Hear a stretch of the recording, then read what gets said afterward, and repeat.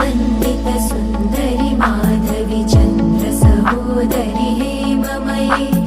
मुनिगणवन्दित मोक्षप्रदायिनि मञ्जुलभाषिणि वेदनुते पङ्कजवासिनि देवसुपूजित सद्गुणवर्षिणि